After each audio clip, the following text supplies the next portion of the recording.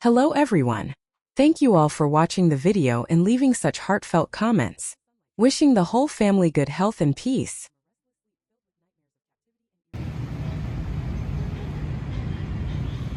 Hello everyone, Diep here. Thank you all for your continuous support and care throughout the time. I wish everyone great health and happiness.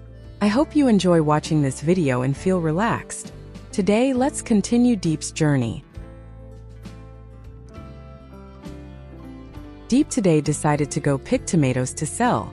She knew that it was a tough job, but also an opportunity to earn extra income for her family. She went to a friend's tomato farm, where she knew the tomatoes were always fresh and of high quality. When she arrived, she bowed politely and greeted, "Hello, is this your tomato farm?" The farm owner, a middle-aged man, smiled and replied, "Yes, it is, Diep. How many kilos would you like to buy?" Diep thought for a moment and said, "I'd like to buy about 20 kilos, do you have that many?" The farm owner nodded and pointed towards the clusters of ripe tomatoes. "I have them, just go ahead and pick." Diep smiled and thanked him before starting to pick the best tomatoes. She chose large, round, undamaged ones. The feeling of the tomatoes in her hands was sweet and cool, making her happy because she knew these would be great products to sell. While picking, Diep noticed some large tomato vines and exclaimed, "These vines are huge!" The heavy tomato clusters, red and ripe under the sunlight, were impossible to look away from. Diep continued picking, her hands filled with bright red tomatoes that glistened in the sunlight. She looked at the delicious, beautiful tomato clusters and thought to herself, "These tomatoes look so good and beautiful." She picked a little more, filling her basket, and then returned to the farm owner. "A little more and it will be full." When she finished picking, Diep went to the farm owner and said, "I've got 19 kilos of your tomatoes, that will be 170,000 VND. The farm owner happily accepted the money and said, "Thank you, Diep." Diep felt very satisfied with her work today. These tomatoes weren't just a source of income, but also a source of joy because they were fresh, picked from a clean garden. She took them home, ready to sell to those who loved fresh and high-quality produce. Meanwhile, James' father was at the airport, waiting to pick up his wife, who had just returned from abroad. It had been a long time since she had been back to their new home, and he was eager to bring her here and make her feel comfortable. As they arrived at the house, James' father immediately took her suitcase from her hands, insisting, "Let me carry this for you. You go inside first." James' mother smiled at him with affection, appreciating his gesture. "Give it to me, I'll take it to the room and put it away," she replied gently, her tone full of warmth and love. As they both stepped into the house, James' father looked around, taking in the sight of the home that had been vacant for 3 years. Despite the time that had passed without anyone living there, the house still looked remarkably new and spotless. "This house hasn't been lived in for 3 years, but it still looks brand new," he remarked, his voice tinged with admiration and nostalgia. His eyes lovingly scanned the space, recalling the memories they had shared here. James' mother, feeling a sense of peace, stepped out into the yard to enjoy the fresh air of Vietnam. The cool breeze brushed against her face, and she sighed contentedly. "The air in Vietnam is wonderful, isn't it?" she asked, her voice soft, almost in awe. "Absolutely," James' father responded with a gentle smile, walking up behind her. "It really is nice." He then went back inside and returned with a glass of water, handing it to her with care. "Drink some water, the air in Vietnam is so refreshing," he said, his eyes warm as he watched her. James' mother stepped outside again, closing her eyes for a moment as she let the gentle breeze wash over her. "It's so cool and comfortable in rural Vietnam," she said, her voice full of appreciation as she looked up at the clear blue sky. After a brief pause, a thought crossed her mind and she asked, "Where is our son? I miss him so much. Please call him here." James' father, sensing her longing, smiled softly at her before answering, "Our son is staying at the old house up there. He loves nature, so he's living in a wooden house, a bit further away." James' mother's expression softened, but she felt a pang of disappointment. She didn't want to stay in the house alone. "Yesterday I hired people to clean here," she said. "Why don't I just rest here first? Why didn't you take me up there with our son instead of going through the trouble of cleaning here?" James' father gently looked at his wife, trying to calm her. "Let's just let you rest here for now. Our son will visit us soon," he suggested. James' mother didn't say anything more, but she smiled gently, accepting her husband's arrangement. Together they entered the house, a sense of contentment filling the air as they settled in, knowing they were home again together. But as they sat in the house, a question lingered in her heart. She couldn't help herself, and the concern in her eyes was unmistakable. "Don't you remember why our son left Vietnam?" she asked, her voice filled with curiosity and worry. James' father let out a soft sigh, his face darkening with the weight of the memory. "James hasn't gotten over the pain yet," he replied, his voice heavy. "You just came back from the airport. You should rest first." James' mother looked around the empty house, the silence weighing heavily on her. "I know James can't accept the truth yet. I feel so sorry for him," she said, her voice thick with emotion. "James is such a good boy. To me, James is a very obedient and sweet child." James' father sat down beside her, gently taking her hand in his. "Actually, the fault is mine. It's not your fault," he said, his voice full of regret. James' mother looked at him, her eyes filled with shared sorrow. "But I miss my son so much," she whispered, tears welling up in her eyes. James' father, sensing her pain, tenderly stroked her hair and tried to comfort her. "I know you miss him, but you've just returned from abroad and you're tired. You should rest for now. Tomorrow when you're feeling better you can go visit him," he said softly. James' mother nodded, a faint smile on her lips. "Okay, I'll visit him tomorrow. For now I'll rest," she agreed. James' father kissed her forehead and responded, "All right, you rest. Tonight just relax. Tomorrow will be better." As James' mother started to head to the room to rest, the sound of a car pulling up outside caught James' father's attention. He glanced out the window, startled. "Your father's car is here," he said, his voice filled with surprise. James' mother turned back to him, a fleeting moment of recognition in her eyes, but neither of them said anything more. She simply smiled softly, then walked into the room, leaving behind a swirl of thoughts about their son and the events that had transpired. Meanwhile, Diep continued her work at the bustling market, her smile never fading despite the heat of the day.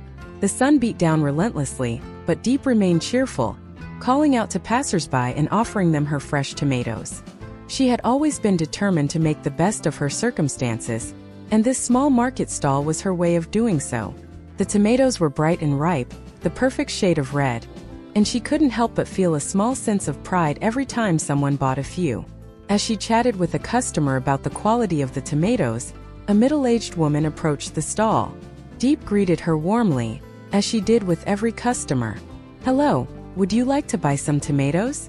I'm selling them for 15,000 VND per kilogram. They're very fresh."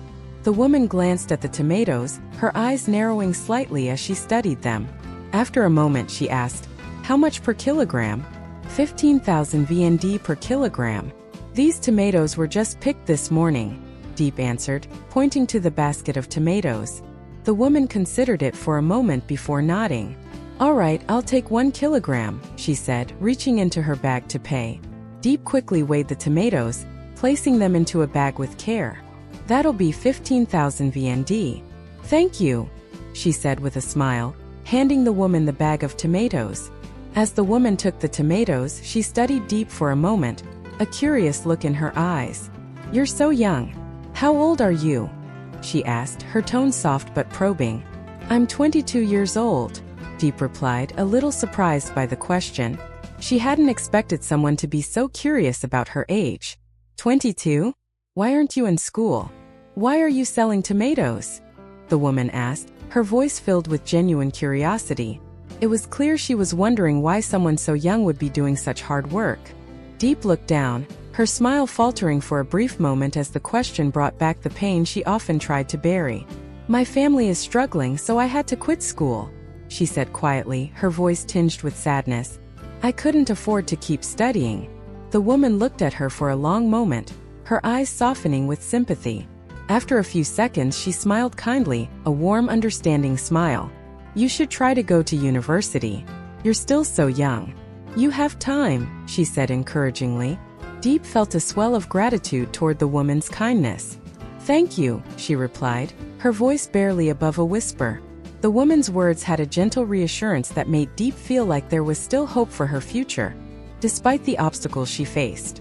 Just as the woman was about to leave, Diep noticed that she had handed over a larger note than necessary, more than the 15,000 VND she owed for the tomatoes.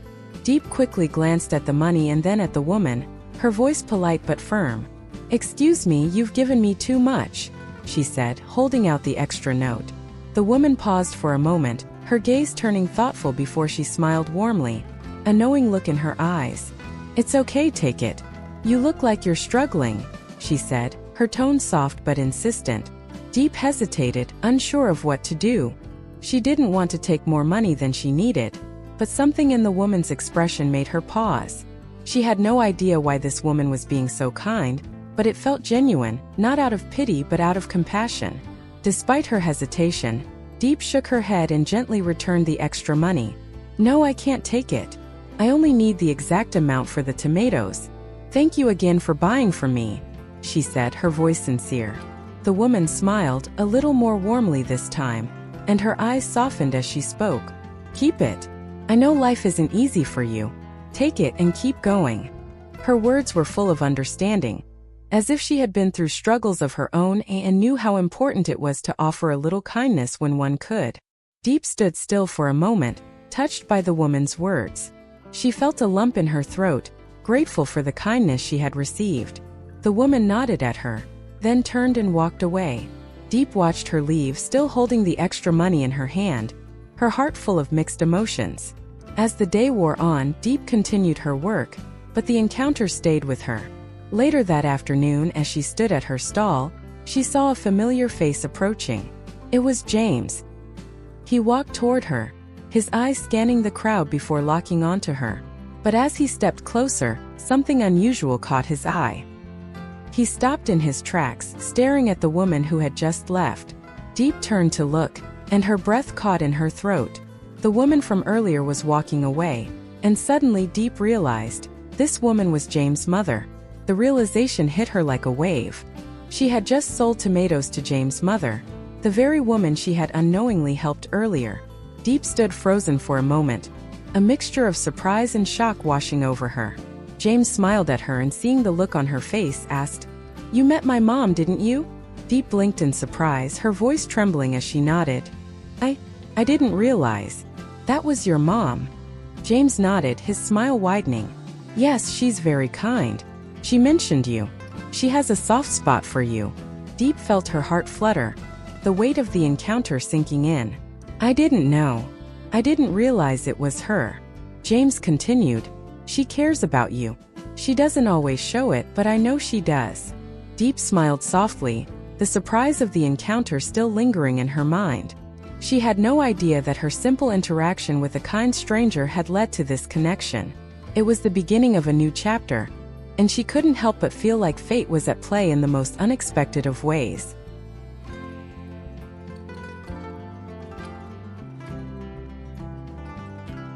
Chủ yếu ở các tỉnh phía Bắc như Hà Giang, Cao Bằng, Bắc Kạn. Người Khmer sinh sống chủ yếu tại các tỉnh phía Nam như Trà Vinh, Sóc Trăng, Bạc Liêu. Người Chăm sinh sống chủ yếu tại các tỉnh phía Nam như Ninh Thuận, Bình Thuận. Người Gia Rai sinh sống chủ yếu ở các tỉnh phía Nam như Gia Lai, Kon Tum. Người Ede sinh sống ở chủ yếu các tỉnh phía Nam như Đắk Lắk, Đắk Nông. Dân tộc thiểu số tại Việt Nam có những nét văn hóa, ngôn ngữ, phong tục tập quán riêng biệt, tạo lên sự đa dạng và phong phú của văn hóa Việt Nam. Một số chính sách của người nhà nước Việt Nam nhằm hỗ trợ và phát triển dân tộc thiểu số bao gồm chính sách hỗ trợ kinh tế, hỗ trợ vốn, kỹ thuật và thị trường cho các dự án phát triển kinh tế dân tộc thiểu số. Chính sách hỗ trợ giáo dục, hỗ trợ cho các học sinh dân tộc thiểu số bao gồm cả việc dạy tiếng dân tộc và tiếng dân tộc thiểu số. Chính sách hỗ trợ y tế